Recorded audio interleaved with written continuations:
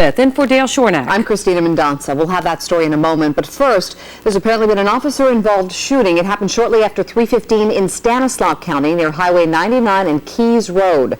The highway has been shut down, and we understand 2 people died in this accident. Let's go live now with Rob Marshall on the scene in Air 10 above what happened. Rob? Christine, what we understand is this actually started off as a reckless driver pursuit out of the county of Merced with a sheriff's pursuit that actually was handed off to the CHP out of Stanislaus County.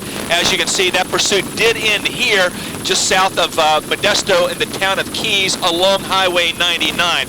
Now, we have a report that there were at least 1 fatality at this scene and possibly another fatality at a scene that just happened just a little bit to the north of this. This, as you can imagine, Christina, has been deemed a crime scene, and as you can see, there is yellow tape, and this investigation will continue for at least an indefinite period of time. Now, one period, both lanes of 99 were shut down. However, the northbound lanes have been released. The southbound lanes will be closed down for an indefinite period of time. Traffic is being rerouted around Mitchell. But again, as you can imagine, the investigation will continue, witnesses and whatnot, but at least 1 fatality at this sign that really started as a police pursuit. Reporting live from Air 10, this is Rob Marshall. Christina? Rob, it looked like there was a gathering of people in the median. Are they interviewing people down there? That's what we have been able to gather, too. There are definitely officers down there. We suspect there are some witnesses, and media is also on the scene. Okay, thank you very much, Rob. A man running from police in Stockton this morning helped cause a major traffic accident that injured 5 people. This happened in the southbound lanes of I-5 just south of downtown. Police had arrested Virgil Graves, who was being driven to the county jail. But Graves got free from the shackles on his feet and kicked out the window of the car and attempted a getaway. The subject was able to get out of the car, run across the freeway and into the median. The officers went out to that area and were able to take him back into custody, and at that time is when the accident occurred. One driver could not slow down in time, causing a chain reaction accident that involved 4 cars. One of the injured passengers, a 3-year-old girl from Reno, suffered major head injuries. Police say Graves was arrested for causing a disturbance at his home. Well, it's often been said that education is the key to opportunity, but many immigrant students who are in the process of becoming citizens say they're being denied access to college. Now, here's the problem. They have to pay out-of-state tuition, and that means paying 10 times the amount that in-state students are charged. News 10's Deborah Cristina has more now on one student's struggle to succeed. Currently, I am receiving a new letter from different colleges every day. But unlike other kids, I can't get happy because of this. Elizabeth Rodriguez is California's future. It's her success that's in question. Because there's no way I'm going to be able to attend those colleges because I am not going to be able to afford the tuition. Elizabeth's emotions took over after this straight-A honors student shared her personal frustration. We have been working extremely hard. We have been working the same as any other students, yet we are being deprived of education. Immigrant students want Governor Davis to do what's already been done in Texas. Don't make them pay higher out-of-state tuition charges. What do you think about Elizabeth's performance today? Well, I think that she expressed publicly what so many kids feel privately. Even though Elizabeth is in the process of becoming a citizen, it can take up to 6 years. So right now, college is out of the question. If there are complications, the naturalization process can take even longer. They go to their classes. They study hard. Now there is Republican support for a bill to charge immigrant students the same tuition rate as in-state students. And that hopeful sign makes Elizabeth more determined than ever. I want to reach this country with my intelligence, my determination, and my accomplishments. I can contribute to this country only if I am given the chance to do so. Well, Elizabeth will no doubt be a powerful witness at a hearing tomorrow before the Senate Education Committee. To qualify for the lower in-state rates, an immigrant student must attend a California high school for 3 years and be a successful graduate. I'm Deborah Cristina for News 10. All right, thank you, Deborah. And 17-year-old Elizabeth was brought to this country when she's just over a year old. She is now in the process of becoming a citizen, but has been told it will take another 2 to 3 years to get a green card. The energy crisis is cutting California's children out of the state budget. The Children's Advocacy Institute released their report detailing the impact that the power crisis is having on child-related programs. And according to the study, the energy crisis is spending money that could be used to reduce class sizes, buy school supplies, and encourage higher education. Researchers fear if changes aren't made soon, California's children will lose out in the future.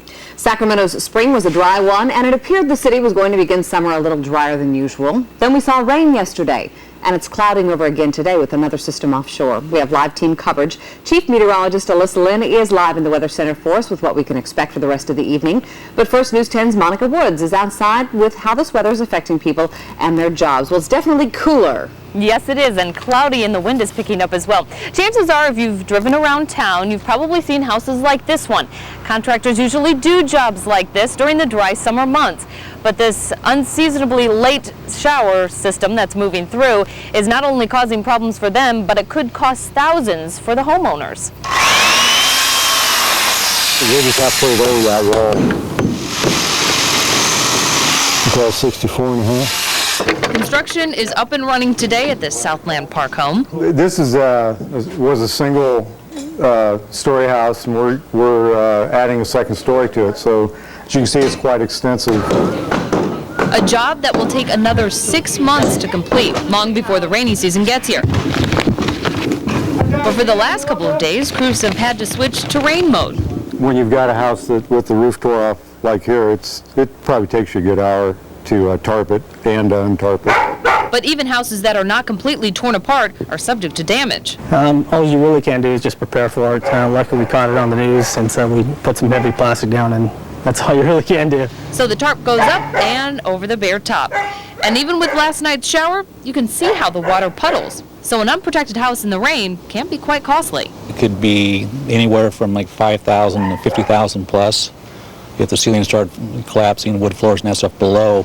And what do the owners think? They were a little bit concerned. They gave me a call last night, wanting to find out if there's anything that they should do or be aware of. I think I'd be very worried if the rain system was coming in and my roof was not intact. But if you think about it, it's either the 100 plus temperatures or the rain. So tarping probably doesn't seem too bad to them. Christina, back to you. Thank you very much, Monica. Okay. Well, the rain wasn't much in comparison with how much we are down for water this season. Chief Meteorologist Alyssa Lynn has more on where things stand. Alyssa? In Sacramento, we normally see 0.12 inches of rain in June. Yesterday, we easily broke that total. For a monthly total, we had 0.13 inches yesterday. But right now, Live Storm Tracker 10 Doppler radar is all clear.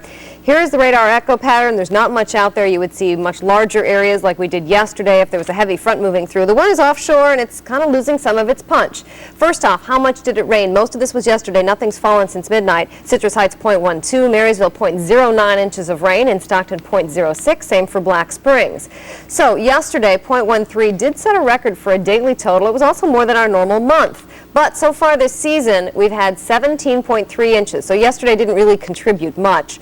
And for the normal season, by this point, we'd have 18.6 inches. So that puts us at 93% for the season. However, the Sierra is still looking at 55 to 60%. So even though it rained yesterday, it really wasn't even but a drop in the bucket compared to how much below normal we are, although it was made for an interesting kind of day. Coming up in a few minutes, we'll have more on this next front that's still offshore.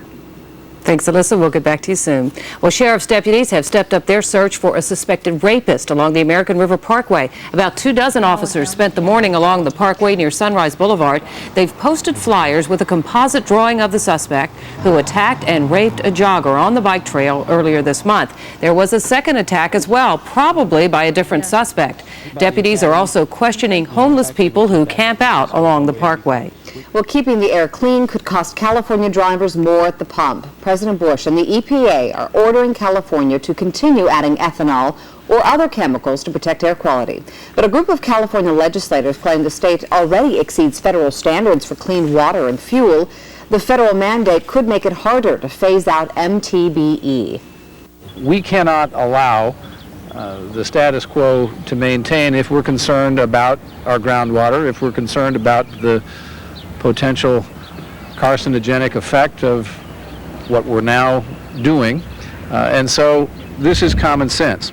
The Bush administration has already denied the MTBE waiver for California. If ethanol is added to gasoline, it could increase prices by 50 cents a gallon. We might have noticed recently that gas prices are actually going down right now. According to AAA, the average price for a gallon of gasoline in Sacramento is $1.89. Just 1 month ago, the average price was $2.01, a difference of 12 cents. The national average is $1.56. AAA says prices are falling partly because gasoline supplies are on the rise. Prices are expected to drop throughout the summer. Well, if the trip is too far to travel by car, you might want to take advantage of some summer airfare sales. The top 5 U.S. airlines are slashing their airfares by as much as 20%. Delta, American, Northwest, Continental, and United are all offering the discounted prices, but some of them can only be purchased online, so be sure to check with a specific airline before buying tickets. Industry analysts say it is rare for an airfare sale in June. Memorial services were held today for actor Carroll O'Connor, best known for his role as the cantankerous bigot Archie Bunker. O'Connor was fondly remembered by hundreds of people, including Carl Reiner and Sally Struthers, who played his children on the 1970s series All in the Family. The service was held at a Roman Catholic church in Los Angeles. O'Connor will be cremated and buried during a private service next week. He died from a heart attack last Thursday. Carroll O'Connor was 76 years old. And as Sally Struthers said, at least we have a lot of videotape and television shows to see him. Well, still to come, a Good Samaritan is lending a helping hand once again. We'll tell you how a young boy recovering from a pit bull attack is being given some new hope. And the city of Modesto is planting trees without the approval of homeowners. Shops beware. For at least the next 2 years, you are under a microscope. I'm George Warren in Rancho Cordova, and we'll tell you all about it.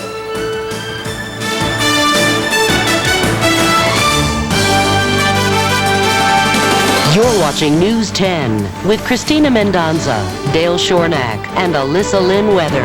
This is News 10 at 5. The damp and cooler weather is helping firefighters gain control of the Martis wildfire. The blaze has burned 14,500 acres, and it is not showing signs of spreading anymore. Crews are being let go now, but about 1,200 firefighters are still looking for hot spots and reinforcing the fire lines. It's been a costly fire. It's cost nearly $10 million to fight it. Well, anyone decorating a new home wants the freedom to choose their carpets and paints and furniture. A Modesto man wanted the same freedom when putting in his brand new yard. But as News 10's Tim Daly reports, in Modesto anyway, you'll get some assistance from City Hall, whether you want it or not. The city of Modesto takes its trees seriously. One for every yard, whether the homeowner wants it or not, and Tim Fratangela does not. We paid $230,000 for this house and this lot, and they're coming over here and telling us you're going to take this tree whether you like it or not. It's just the moral, it's just the principle. The city puts trees in so they'll grow nice and tall and provide lots of shade. Tim says no thanks because he paid landscapers to plant several others already. The argument is this is to provide a shade. Okay, fine. I'll go get 5 trees that I want to provide shade equal to that or more. What's the problem? The problem, says the city, his trees won't provide shade, and rules are rules. Everybody gets a city tree. When you live in a city, there are certain things that you agree to do as citizens within the city. Now, the city says other residents have complained about trees, but they've always been able to reach a compromise. Some sort of tree stayed. This is the first time that someone wanted the tree out so badly, he was willing to go before the city council to get it done. Tonight, the city council will decide if the tree goes or stays. Tim says the city should make exceptions for people who are happy to plant their own. Now, one thing he found funny in all this, something that a city tree planter said. After he planted it, I go, well, can I put a mow strip around it? And he goes, yeah, it's your property. He's about to find out what he can do with that property. In Modesto, Tim Daly, News 10. Well, it has been policy in Modesto to plant a tree in every yard since the early 1900s. Developers pay for those trees when they're given the okay to start building. Well, a Good Samaritan who tipped off police is now helping the young victim. 10-year-old Sean Jones was attacked by 3 pit bulls last Monday, leaving him with severe injuries on his face, his head, and his arms. The man who made the anonymous tip about where one of the dogs could be found is now giving the reward money to Sean. The $3,000 will be used to help pay the boy's medical expenses. Benjamin Moore has been charged with attempting to hide the dogs after the attack. Prosecutors say he could still face more charges as well. Not getting enough sleep can do more than just make you feel groggy. It can actually bring on a disease. We'll tell you how. Also, a teenage girl faces charges for abandoning her newborn baby in a garbage chute.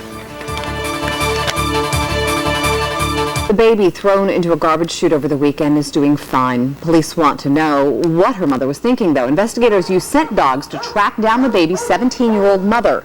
She lives on the 5th floor of the Filipino Plaza apartments in Stockton. Police say it appears the girl hid her pregnancy from her family.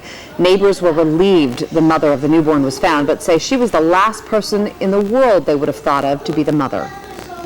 So it's really surprising. I can't just believe it. I just can't believe it.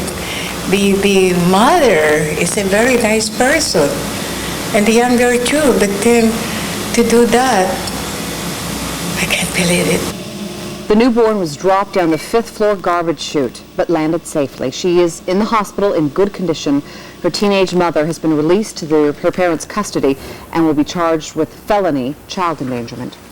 Well, trying to do as much as possible on very little sleep could increase your risk of developing diabetes. A new study shows short sleepers, people who get less than 5.5 hours of sleep a night, are at a greater risk of developing the disease. A lack of sleep causes poor insulin sensitivity, which is already linked to metabolic syndrome. That's a syndrome that's related to hypertension, obesity, and diabetes.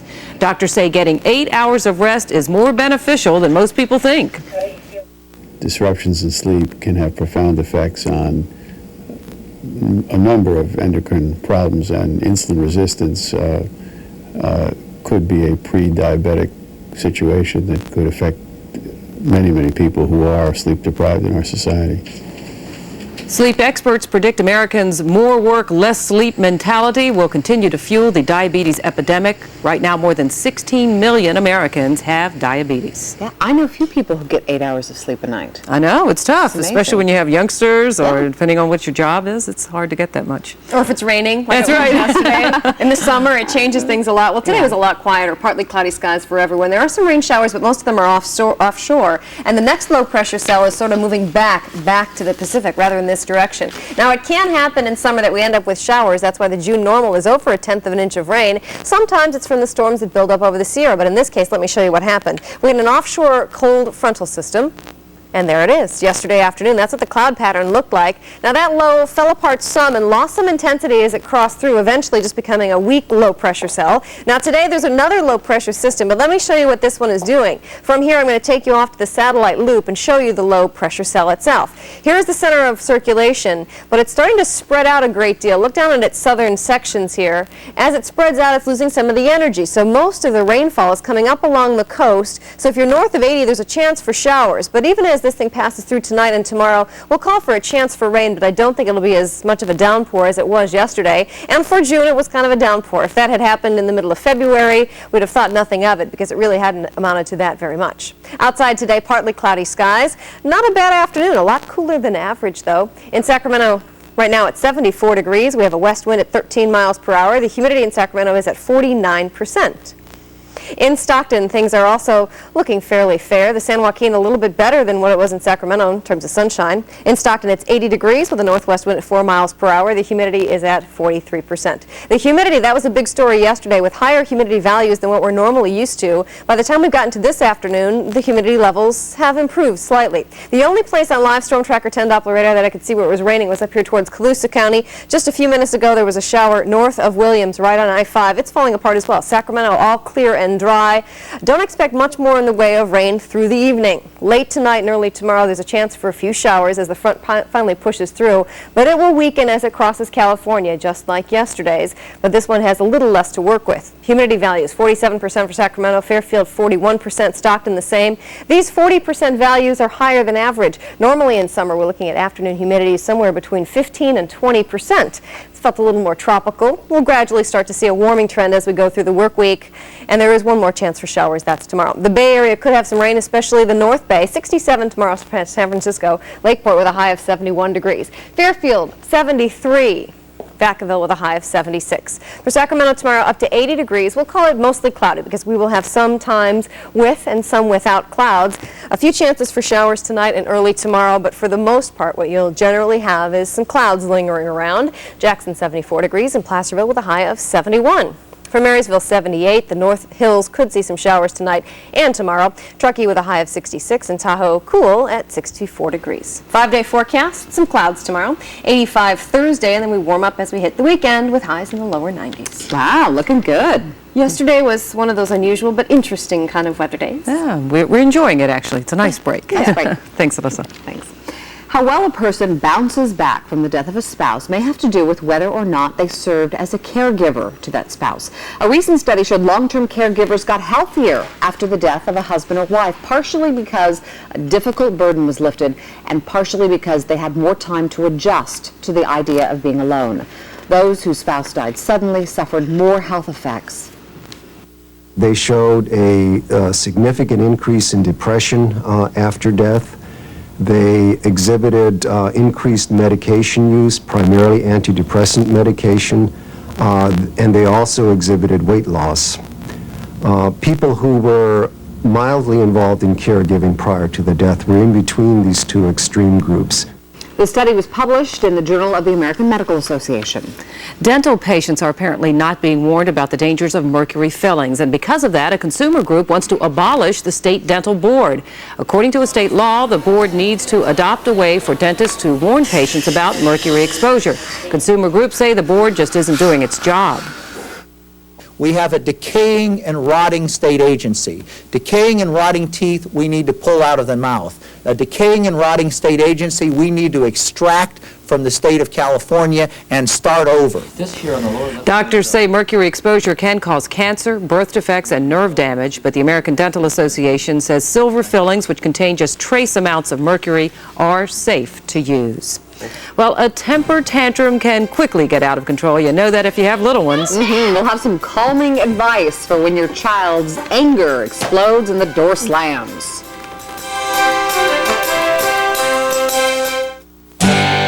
You're watching News 10. If you have them, a child's mood can easily change. Every age is filled with situations that can trigger anger. But it's how a parent responds that can decide whether their child's temperature gets out of hand. In tonight's News 10 Parenting Report, Rachel Hall has some tips on how to restore calm. Trista says it makes her head hurt to be so mad, but she can't help it. You make me so mad! She directs her anger towards her mom with a particular goal in mind. I'm hoping she's worried and like scared, and she'll come up and say she's sorry for whatever she did. Every child faces challenges during the day, and an angry outburst is a typical response. But most kids have the capacity to bounce back or apply problem-solving skills to a tough situation.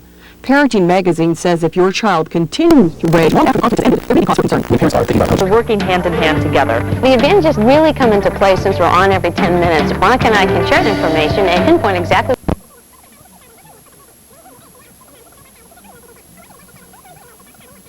News 10. Take a time out for yourself. That's sometimes Absolutely. Well, News Tonight is coming up next. Thanks for being here. We'll see you again with News 10 at 6.